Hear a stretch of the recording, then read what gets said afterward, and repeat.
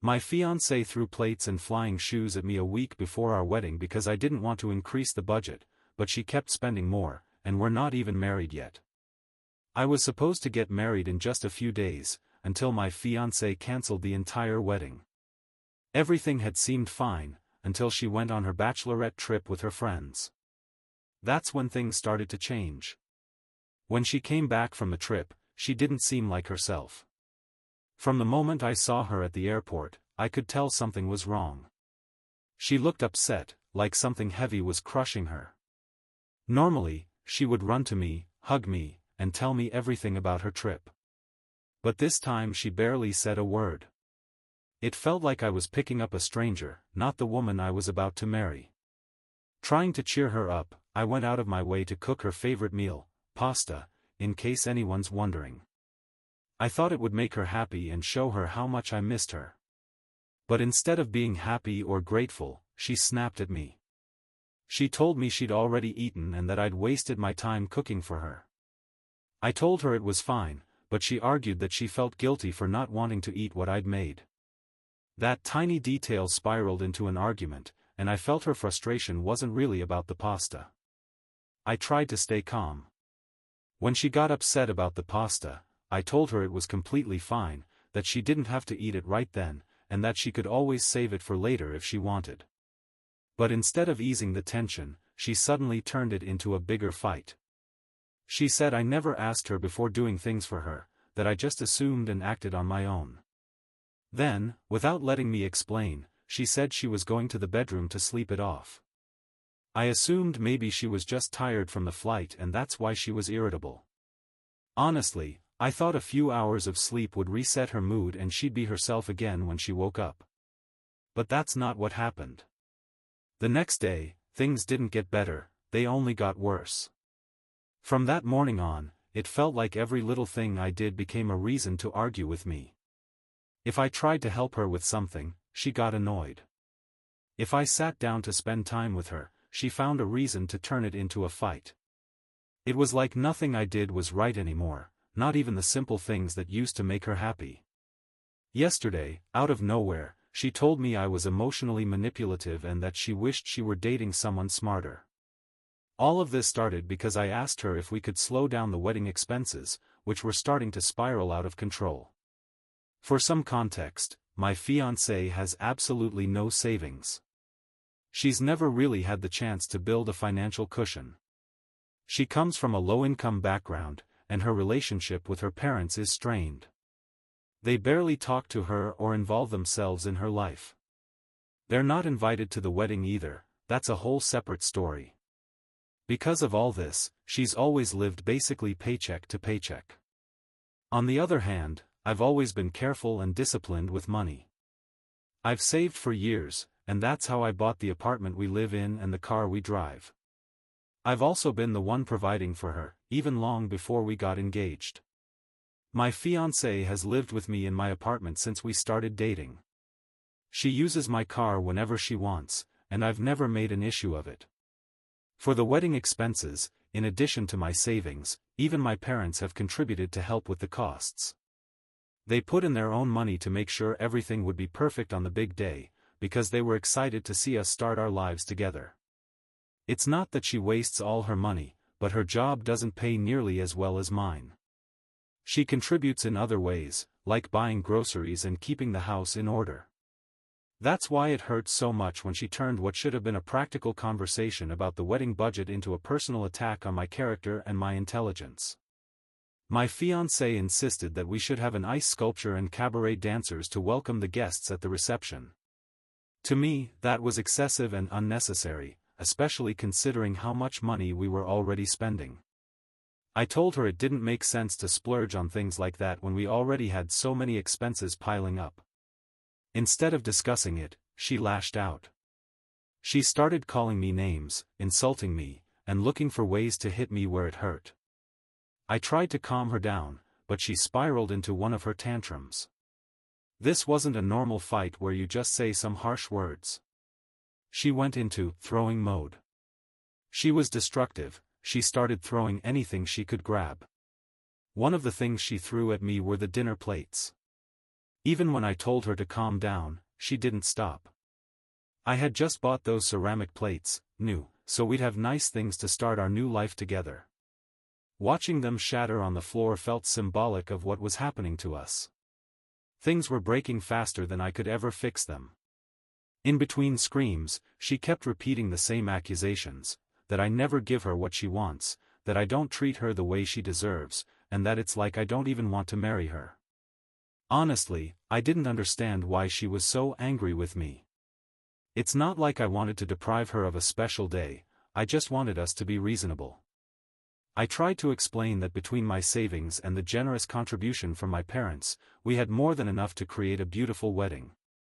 We didn't need to go over the top with unnecessary luxuries to make it meaningful.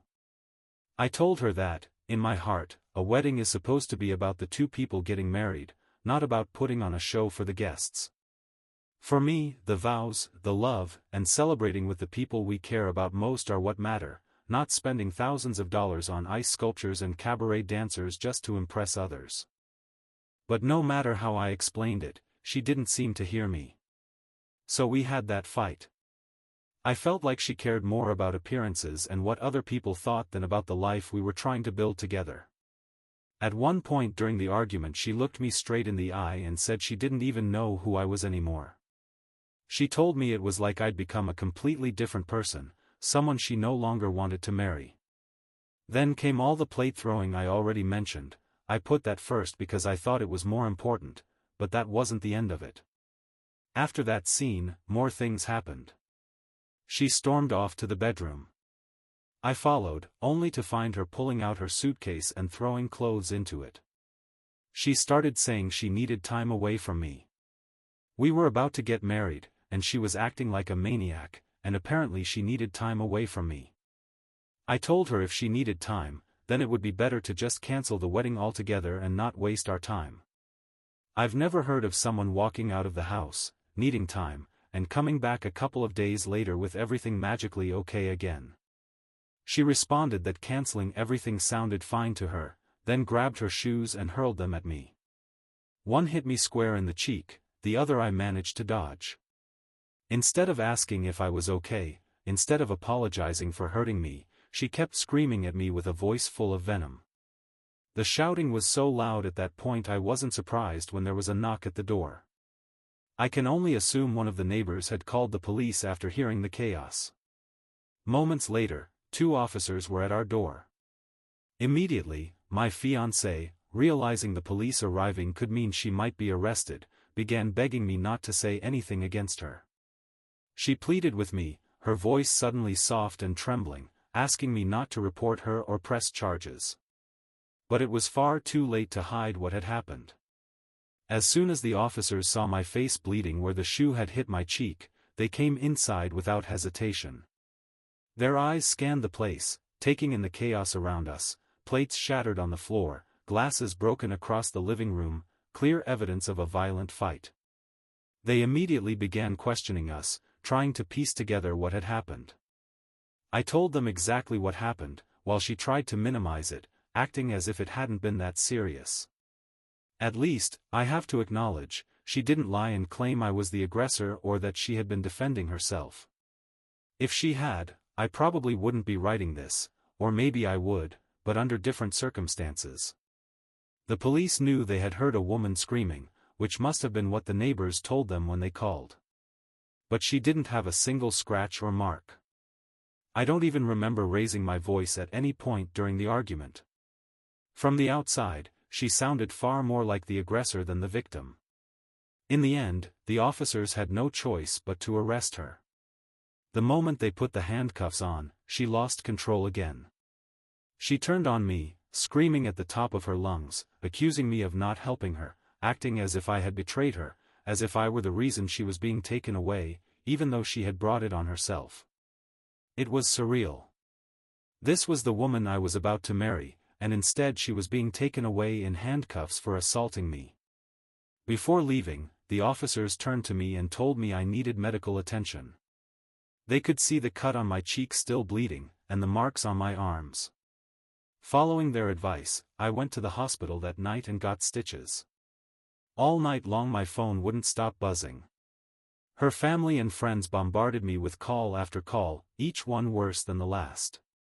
Instead of asking if I was okay, instead of worrying that I'd been injured, they yelled at me. They called me weak, told me I wasn't man enough, and accused me of being responsible for her arrest, as if my only role was to cover up her actions, no matter what they were. Meanwhile, my own parents were deeply worried about me, asking constantly if I was okay, if I needed anything. They told me they were just grateful I was safe. Today someone paid her bail. I still don't know who did it, because it's clear I wasn't going to get answers from her. And as for who could have posted bail for this woman, it's probably someone who hates me right now. No matter what she's done, she has defenders who see me as the bad guy and her as the poor victim who had to attack me, mostly her side of the guest list, her friends. So I'm not surprised at all. When she came back home she didn't even stop to talk. She went straight to the bedroom, pulled out her suitcase, and started packing all her clothes.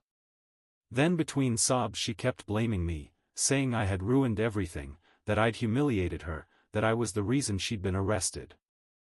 I just stayed back, waiting for her to get all her things and not escalate it again. After a while there was a knock at the door. One of her friends had come to pick her up. Without even looking at me, he took her suitcases and left with her. Her friend didn't say much either. It was obvious he thought I was the villain in all this. He wasn't one of the people who had been messaging me, but it's not hard to guess what he really thinks. 2 hours after she left, I got a call from our event venue. The person on the phone told me my fiancée had contacted them directly and cancelled the reservation. I think that's the only good thing she's done in these past few hours. With all the chaos going on, I hadn't even had time to think about cancelling everything.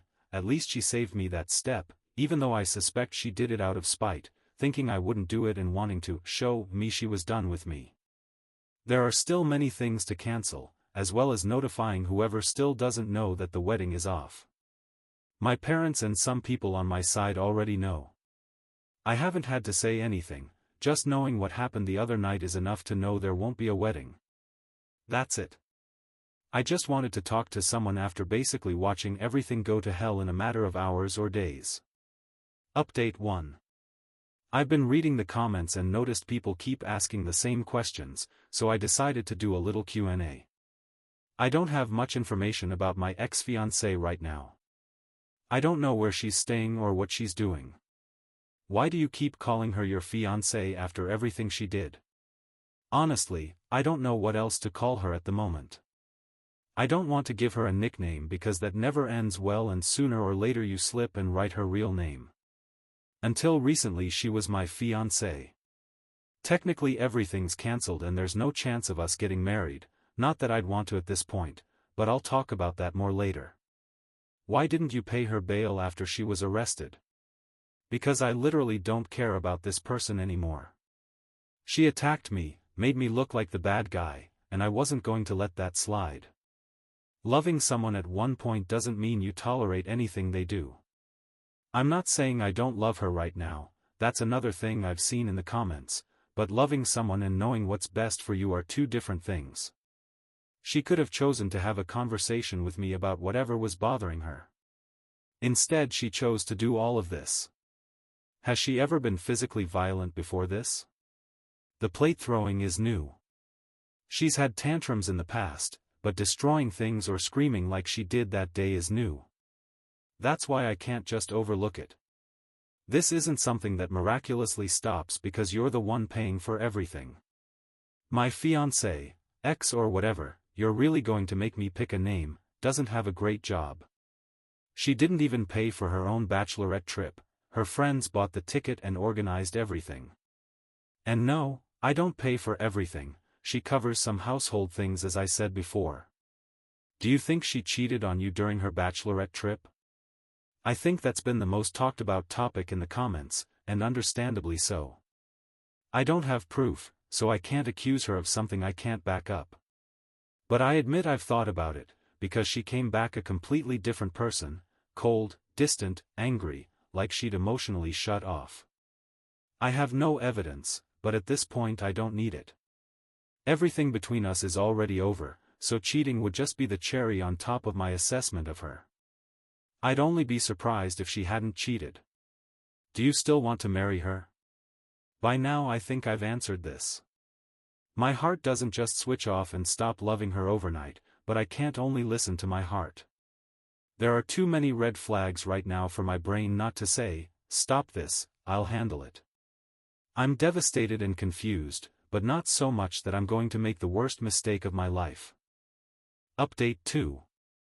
After everything that has happened, one persistent question kept circling in my head: why? Why did my fiancé change so suddenly, so drastically? Nothing made sense except for infidelity. Everything pointed back to that bachelorette trip. And although I'd said I wouldn't change my decision, I couldn't just live with the doubt either. So I decided to try to find the truth on my own. A little detective work. I thought about who I could reach out to, and one person came to mind, one of her friends who went on that trip, someone who might have the heart to tell me. I ruled out the others because I knew they would cover for her. This friend had also been close to me over the years, not just to her. I'd always considered her reliable, someone I could count on.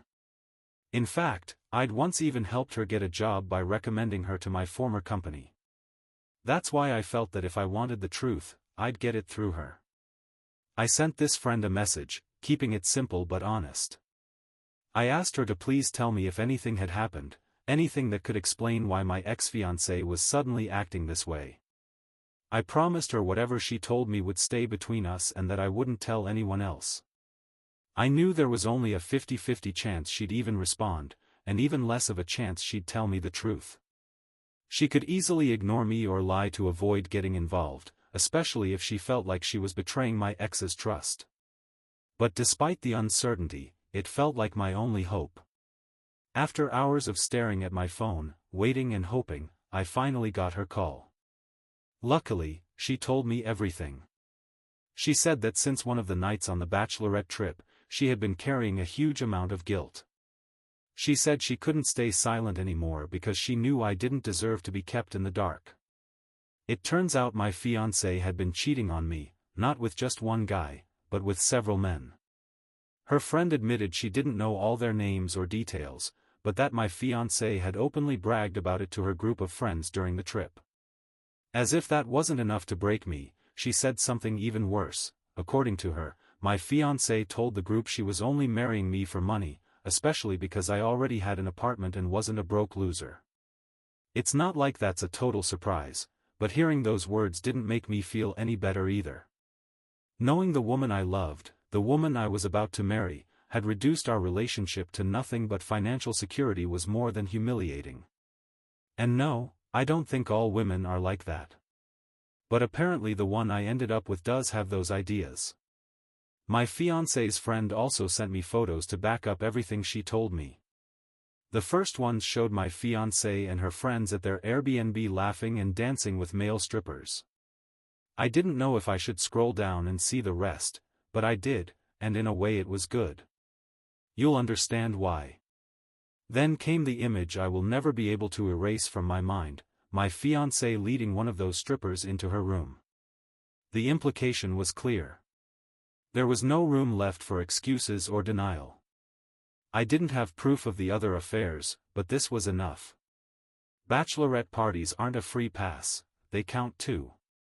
Even so, I managed to thank her friend for being honest with me.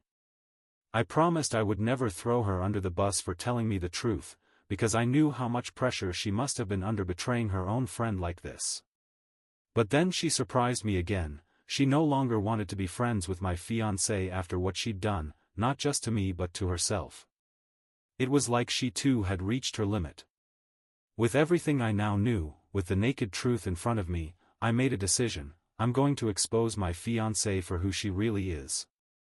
For days I've been attacked, blamed, and humiliated while her family and friends blindly defended her, painting me as the villain.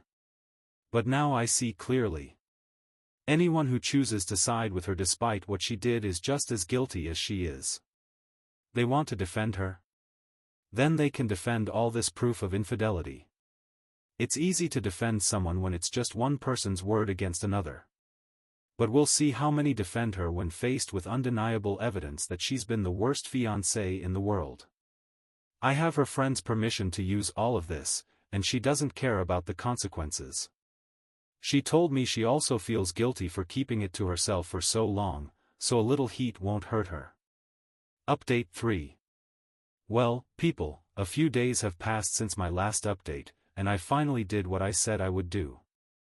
I sat down and wrote a long post on social media exposing my ex-fiancée for everything she did to me. It wasn't easy to put it all out there, but after her family and friends had painted me as the bad guy for so long, I knew I had to show the truth. In the post I told everything: how she turned on me right after her bachelorette party, how she picked fights, how she assaulted me, and finally how she betrayed me. But I didn't stop at words. I also attached proof, because I knew people would deny it or accuse me of lying. I expected the usual comments: "You're lying, you're an incel who hated that your fiancé left you." I included everything her friend gave me: photos of her with strippers at the Airbnb and then sneaking one into her room. Alongside that I attached the official police report from the night she was arrested, because words alone weren't enough to capture what I endured. I also posted photos of the injuries I suffered from her big shoe. People complained that a shoe can't do that, but it's not because I'm angry. My ex has big feet, and she used the heaviest, hardest shoe she could find, as if she'd carefully chosen her weapon. In the post I made a point to explain something that's often misunderstood: being a man doesn't mean you can't be the victim of abuse. Society tends to assume men are always the strong ones, that we can't be hurt or manipulated in a relationship, or that we can't dodge a shoe flying at our face. My ex played softball for a while, so she throws well. But the truth is different. Abuse isn't about gender, it's about power, control, and betrayal. I also called out her family and friends because they were as guilty as she was for protecting her and excusing her behavior despite much of the truth being known.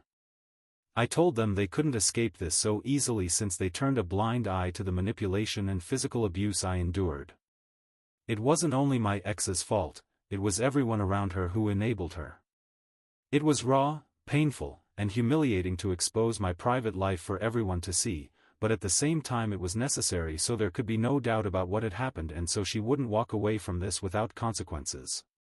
After I posted, many people, friends and strangers, reached out offering support, saying they couldn't believe what I'd been through. Some thanked me for speaking up and for showing that men can be victims of abuse too.